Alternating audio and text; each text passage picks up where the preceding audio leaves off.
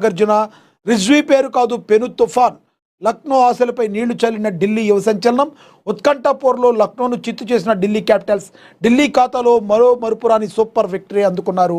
మనకి తెలుసు, దగ్గర దగ్గర 40 పరుగులకే 4 వికెట్లు కోల్పోయి పేకల లోతు కష్టాల్లో ఉన్న మరి ఢిల్లీని లక్నో సూపర్ జైంట్ ద్వారా 4 వికెట్లు కోల్పోయారు వాళ్ళు.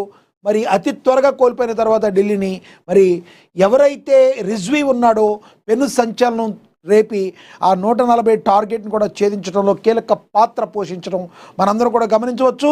ఐపీఎల్ ఫెస్టివల్లో భాగంగా నిన్న రాత్రి ఏదైతే జరిగిందో మరి Lucknow super giant versus Delhi క్యాపిటల్స్లో ఢిల్లీ అద్భుతమైన విజయాన్ని సాధించింది. ఐపీఎల్ 2026 సీజన్లో భాగంగా లక్నోలోని ఎకనా స్టేడియం వేదికగా జరిగిన ఉత్కంఠపూర్లో ఢిల్లీ క్యాపిటల్స్ సంచలన విజయాన్ని సాధించింది. ఒక దశలో కేవలం 26 పరుగులకే 4 వికెట్లు కోల్పోయి పేకల్లోతు కష్టాలు పడిన ఢిల్లీని యువ సంచలనం సమీర్ రిజ్వీ తన అసాధారణ బ్యాటింగ్తో గెలుపు తీరాలకు చేర్చాడు. ముందుగా బౌలర్ల సమిష్ట కృషితో లక్నోను తక్కువ స్కోర్కే కట్టడి చేసిన ఢిల్లీ ఆపై రిజ్వీ స్టబ్స్ వీరోచిత పోరాటంతో 6 వికెట్ల తేడాతో ఒంటి చేత్తో చిరస్మరణీయమైన విజయాన్ని అందించడం జరిగింది. దీంతో ఢిల్లీ మరి నిన్న అద్భుతమైన విజయాన్ని సాధించింది. అఫ్కోర్స్ నిన్న ఎక్కడైతే లక్నో వాళ్ళ సొంత గ్రౌండ్లో నిన్న జరిగింది. నిన్న ఆ సొంత గ్రౌండ్లో గెలుస్తుంది అనుకున్నారు. లక్నో సూపర్ జైంట్ గెలిచినంత పనిచేశారు, కానీ మరి ఢిల్లీని విజయాన్ని అందుకుంది. దీంతో ఢిల్లీ అద్భుతమైన విజయాన్ని సాధించి పాయింట్ల పట్టికలో తన ఖాతాని తెరిచింది. మరి దీన్ని బట్టి మనకి అర్థమవుతుంది. చూడాలి, సిరీస్ స్టార్టింగ్ స్టేజ్లో ఉంది కాబట్టి ఇప్పుడు ఏమైపోద్దని చెప్పలేం. ఈ మ్యాచ్లో భాగంగా అయితే ఢిల్లీ క్యాపిటల్స్ అయితే విజయాన్ని సాధించింది.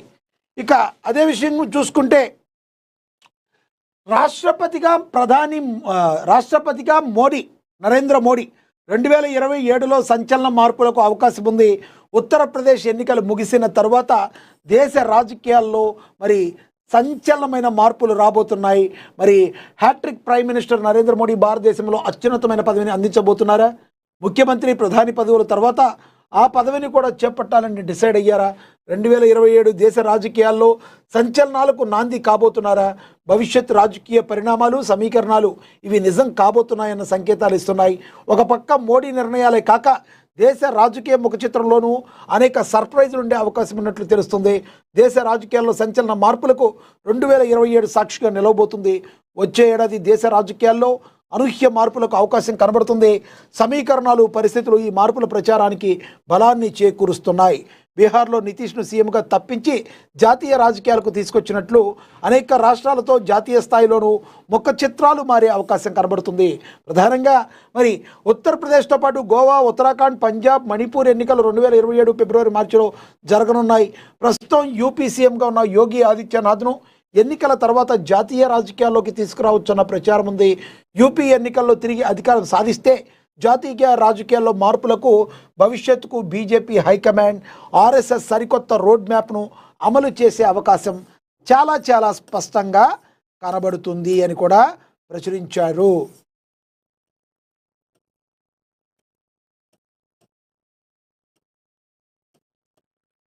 దీనికి సంబంధించి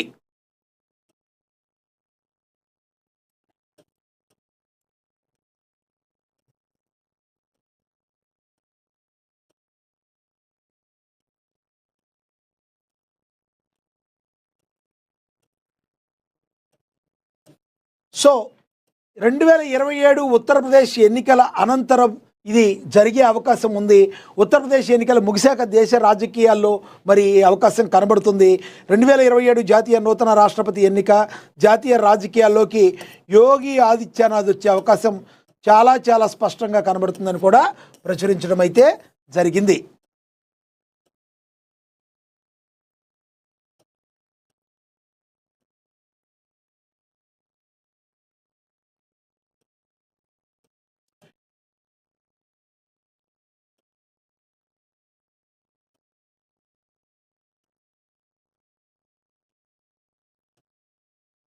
రైట్, తదుపరి న్యూస్ చూసుకుంటే ఇక మావోయిస్టు మా రక్తమే కమ్యూనిజం అంతం చేయలేరని అమిత్ షా వ్యాఖ్యలపై కోనంనేని ఫైర్ అయ్యారు. మనకు తెలుసు ఆపరేషన్ కగార్లో భాగంగా ఇక మావోయిస్టులు అంతమైపోయినట్టే, భారతదేశంలో మావోయిస్టు రహిత భారతదేశాన్ని చూడాలనుకున్నాం, అలాగే చూస్తున్నామని చెప్పి ఇక ఎవరన్నా ఒకళ్ళిద్దరు తప్పితే మిగతా అవకాశాలు లేవని చెప్పి నిన్న అమిత్ షా మాట్లాడటం జరిగింది. దీనికి కోనంనేని సాంబశివరావు ఫైర్ అవ్వటం అయితే జరిగింది.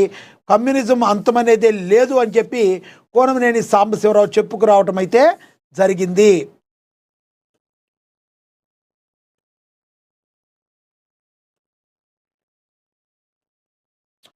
దేశంలో కమ్యూనిజం ఉన్నంతకాలం మావోయిజాన్ని ఎవరూ అంతం చేయలేరని, మావోయిస్టులు తమ రక్త సంబంధికులేనని సిపిఐ రాష్ట్ర కార్యదర్శి ఎమ్మెల్యే కోనంనేని సాంబశివరావు సంచలనమైన వ్యాఖ్యలు చేశారు. బుధవారం హైదరాబాద్లో నిర్వహించిన మీడియా సమావేశంలో ఆయన మాట్లాడారు. కేంద్ర ప్రభుత్వ వైఖరిపై, ముఖ్యంగా కేంద్ర హోంశాఖ మంత్రి అమిత్ షాపై ఆయన ఫైర్ అయ్యారు. దేశంలో మావోయిజాన్ని పూర్తిగా అణిచివేశామని అమిత్ షా సంబరపడుతున్నారని, అయితే మావోయిజానికి మూలకమే కమ్యూనిజం అని ఆయన గుర్తు చేశారు. మావోయిస్టులను భౌతికంగా అంతం చేయగలరేమో కానీ వారిలో ప్రశ్నించే తత్వాన్ని, ఆ సిద్ధాంతాన్ని అణిచివేయడం ఎవరి తరమో కాదని స్పష్టం చేశారు. అణిచివేత పెరిగే కొద్దీ తిరుగుబాటు మరింత బలంగా మారుతుందని, మేధావులను అర్బన్ నక్సల్స్ పేరుతో ఇబ్బందులకు గురి చేయడం మానుకోవాలని హెచ్చరించారు. అమాయకులను, ఆలోచనా పరులను వేధించేందుకు తెస్తున్న నల్ల చట్టాలు రేపు పాలకులకు ఉరి తాళ్లగా మారతాయని కోనంనేని సాంబశివరావు తీవ్రస్థాయిలో హెచ్చరించారు. లోక్సభలో కేంద్ర హోంమంత్రి అమిత్ షా చేసిన వ్యాఖ్యలు అత్యున్నత న్యాయస్థానాన్ని బెదిరించేలా ఉన్నాయని కోనంనేని చెప్పారు. 2 రోజుల క్రితం పార్లమెంట్లో అమిత్ షా మాట్లాడుతూ సల్వాజుడం అంశంపై గతంలో జస్టిస్ సుదర్శన్ రెడ్డి సభ్యుడిగా ఉన్న ధర్మాసనం ఇచ్చిన చారిత్రాత్మక తీర్పును తప్పుపట్టడంపై ఆయన ఆగ్రహం వ్యక్తం చేశారు.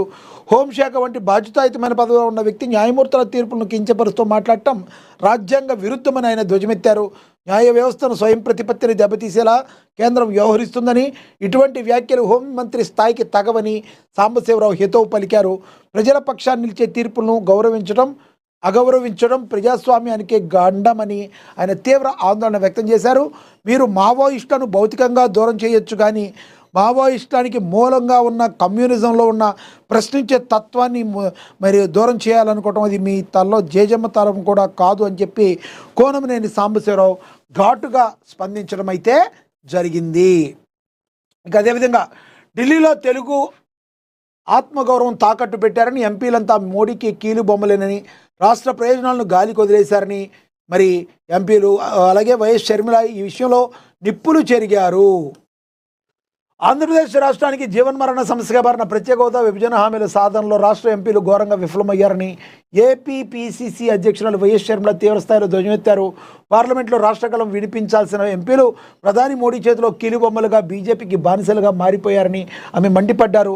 రాష్ట్ర ప్రయోజనాలను తాకట్టు పెట్టి కేవలం స్వలాభం కోసం పాకులాడుతున్న 25 మంది లోక్సభ సభ్యులు, 11 మంది రాజ్యసభ సభ్యులు నైతిక బాధ్యత వహించి తక్షణమే తమ పదవులకు రాజీనామా చేయాలని డిమాండ్ చేశారు. బుధవారం లోక్సభలో అమరావతి చట్టపద్ధతి బిల్లుపై జరిగిన చర్చాంశ ధర్మాన్ని పురస్కరించుకుని సోషల్ మీడియా వేదికగా ఎంపీల తీరుపై నిప్పులు చెరిగారు. లోక్సభలో ఆంధ్రప్రదేశ్ విభజన హామీ గురించి, రాష్ట్రానికి జరుగుతున్న అన్యాయం గురించి కాంగ్రెస్ రాష్ట్ర వ్యవహారాల ఇన్ఛార్జి మాణిక్యం ఠాకూర్ గట్టిగా గళం విప్పిన తీరును షర్మిల అభినందించారు. రాష్ట్ర ప్రజల తరఫున ఆయనకు కృతజ్ఞతలు తెలుపుతూనే అదే సమయంలో తెలుగు ఎంపీల మౌనాన్ని ఆమె తూర్పారబట్టారు. రాష్ట్ర హక్కుల కోసం ఒక పరాయి రాష్ట్ర నేత పోరాడుతుంటే ఇక్కడి నుంచి గెలిచిన ఒక్క ఎంపీ కూడా ఆయనకు మద్దతు నిలబడకపోవడం తెలుగు గడ్డగా చేసుకున్న దౌర్భాగ్యమని ఆవేదన వ్యక్తం చేశారు.